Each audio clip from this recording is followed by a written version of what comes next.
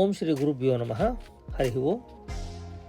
ಈ ಚಿತ್ರದಲ್ಲಿ ಕಾಣ್ತಾ ಇರತಕ್ಕಂಥದ್ದು ದುರ್ಗದ ದೇವಾಲಯ. ಕ್ರಿಸ್ತ ಶಕ 742. ದುರ್ಗ ಅಂತಂದರೆ ಅದು ದೇವರ ಕೋಟೆ ಅಲ್ಲ,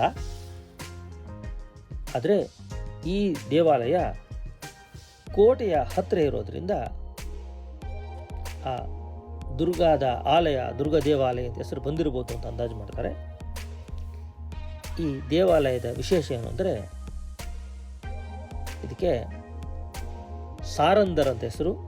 ಅಂದರೆ ಸಾರಂದರ್ ಅಂದರೆ ಏನು ಅಂದರೆ, ಈ ದೇವಾಲಯವು ಗರ್ಭಗೃಹ.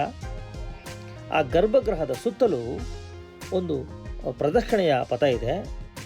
ಆ ಪ್ರದಕ್ಷಿಣೆಯ ಪಥವನ್ನು ಸಾರಂದರ್ ಅಂತ ಕರೀತಾರೆ. ಅನಂತರ ಸಭಾಮಂಟಪ, ಮುಖಮಂಟಪ. ಈ ಮುಖಮಂಟಪದ ಸುತ್ತಲೂ ಒಂದು ಸಾರಂದರಾಗಿ ಹೊಂದಿರತಕ್ಕಂಥ ದೇವಾಲಯ ಇದು. ಈ ದೇವಾಲಯ ರಚನೆ ನೋಡಿದಾಗ ಭಾಜಾ ಮೊದಲಾದ, ಕಾರ್ಲೆ ಮೊದಲಾದ ಸ್ಥಳಗಳಲ್ಲಿ ಬೌದ್ಧ ಚೈತನ್ಯಗಳನ್ನು ಹೋಲ್ತದೆ. ಗರ್ಭಗೃಹವು ನೋಡಿದಾಗ ಆ ಗರ್ಭಗೃಹದ ಒಂದು ಶೈಲಿ ಕಂಡ್ರೆ, ಅದರ ಆಕಾರ, ಡಿಸೈನ್ ನೋಡಿದ್ರೆ ನಮಗನ್ಸೋದು ಗಜಪುಷ್ಟ ಅಂತ ಕರೀತಾರೆ, ಗಜಪುಷ್ಪ ಅಂತ ಕರೀತಾರೆ, ಅಥವಾ ಅರ್ಧ ವೃತ್ತಾಕಾರ ಅಥವಾ ಗಜಪೃಷ್ಠ ಅಂತ ಕರೀತಾರೆ. ಆನೆಯ ಹಿಂದಿನ ಭಾಗದ ರೀತಿಯಾಗಿರುತ್ತದೆ ಇದು. ಇಂತಹ ದೇವಾಲಯ ಸಾಮಾನ್ಯವಾಗಿ ಹಳೆ ಮಹಾಕೂಟ,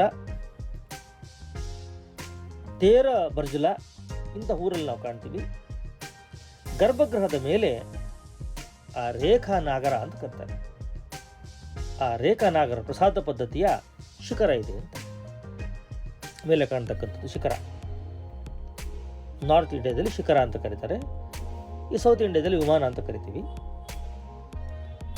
ಅದರ ಮೇಲ್ಭಾಗದಲ್ಲಿ ಅಮಲದ ಮತ್ತು ಕಲಶಗಳಲ್ಲಿ ಅದರ ನಡುವೆ ಚೈತನ್ಯದ ಚಿಹ್ನೆಗಳಿದ್ದಾವೆ.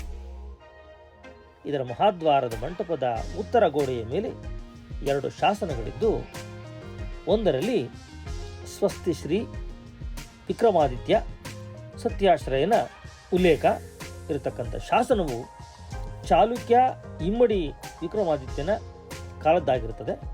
ಇದು ಆಟದ ಅಳಿಯ ಕೋಮರಸಿಂಗನು ಈ ದೇವಾಲಯವನ್ನು ಕಟ್ಟಿಸಿ ಆದಿತ್ಯ ಭಟ್ಟಾಸುರನೆಂಬುವನಿಗೆ ದತ್ತಿ ಕೊಟ್ಟಿದ್ದನು. ಈ ದಾಖಲೆಯು